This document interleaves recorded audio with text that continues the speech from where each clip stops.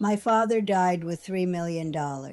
None of us knew. Not my mother, not me, not my brother, not a single person who sat at his table, drove with him to church on Sundays, called him on his birthday, held his hand in the hospital in those last weeks. We found out 6 weeks after the funeral, sitting in an attorney's office in a part of town I had never been to, in chairs that were too comfortable for what was about to happen. The attorney opened a folder and began to read. I remember the sound of my mother's breathing changing beside me. I remember my brother going very still. I remember thinking, with the strange clarity that shock sometimes brings, that I had known this man for 54 years and apparently not known him at all. $3 million, built quietly over decades, through decisions and patience and a discipline so private that not one person who loved him had any idea it was happening. Why did he never tell us? I have thought about that question for 15 years,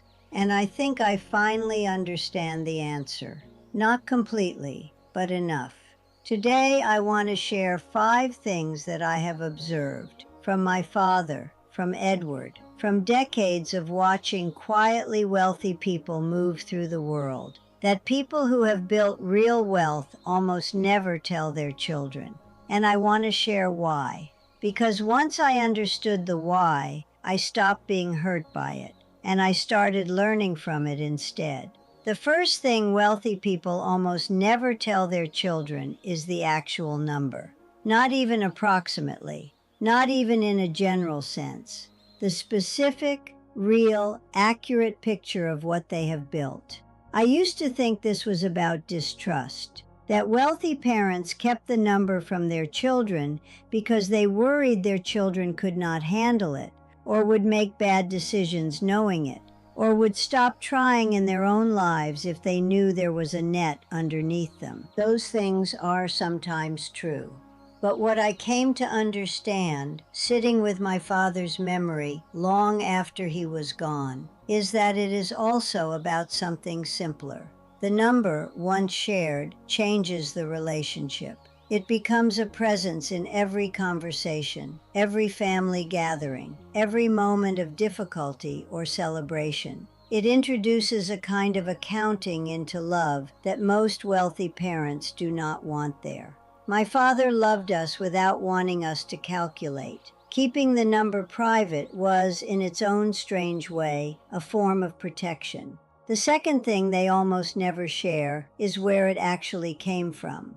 My father, from everything I knew of him, was a quiet man with a modest profession and a comfortable but unremarkable life, or so I believed. What I did not know was the 40 years of decisions happening underneath that surface. The properties bought and held, the account nobody knew about, the patience that looked from the outside like simplicity. Edward was the same. The life I saw was real, but it was not the whole picture. Beneath the surface was a structure of decisions and disciplines that I only began to fully understand after he was gone. Wealthy people rarely explain the full architecture of how they built what they built, partly because it is personal, partly because the explanation is almost always longer and more complicated than any conversation allows for.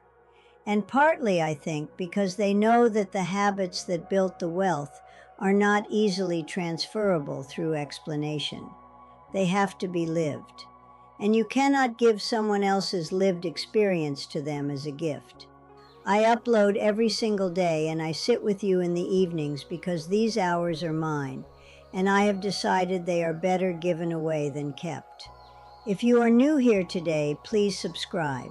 I will be here tomorrow and every day after. The third thing, what they actually plan to do with it. My father had intentions for that money that none of us knew about. Some of it came to family, but significant portions went to institutions and causes that mattered to him in ways he had never once mentioned at the dinner table. I understand this now because I have made the same decision myself. I have told you before that a significant portion of what I have is going to causes I believe in, rather than being divided among my children. My attorney knows, my children do not. This is not cruelty. This is a person exercising the right to decide the meaning of what they built. The money you accumulate over a lifetime carries your intentions with it. Handing it over without direction is the one thing you have full control over in that final chapter. And quietly wealthy people tend to use that control very deliberately and very privately. The fourth thing, how much they have already given away. My father, I learned after his death, had been quietly supporting 3 different families for years. People I had never heard of, situations I knew nothing about. He gave without announcement, without recognition, without any of us knowing. Edward had done something similar. There were gifts and supports I discovered only going through his papers. Done quietly, done consistently, done without the need for anyone to know. I think this is perhaps the most beautiful thing on this list. The giving that happens in private, with no audience, with no expectation of gratitude or acknowledgement. That kind of giving is, in my experience, what truly characterizes people who have built something real. They give the way they built, quietly, consistently, without performance. The fifth thing, and this one is the most uncomfortable, but I think it is the most important, what they actually think about their children and money. Truly wealthy parents, in my observation, have a complicated and rarely spoken view of what their money should do for their children. They want their children to be secure. They do not want their children to be dependent. They want to help. They do not want to enable. They are deeply aware that a great deal of money, given too easily or too early, can take something away from a person rather than add to it. My father watched me struggle in my 30s and did not intervene in the way he could have. I was angry about that for years. What I understand now is that those years of struggling built things in me that his money could not have built. A confidence, a resourcefulness, a knowledge that I could get through difficult things because I had gotten through difficult things. He knew that. He chose that for me deliberately. And he never told me because telling me would have changed it.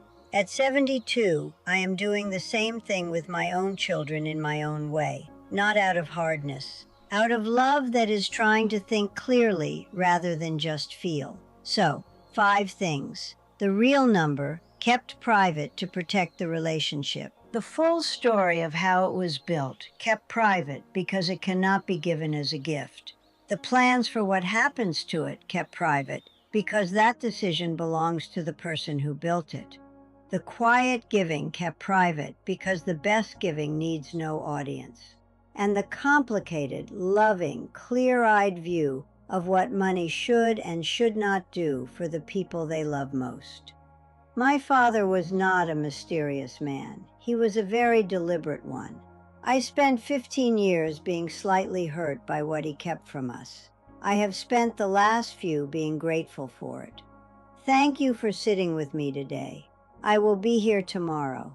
Come sit with me.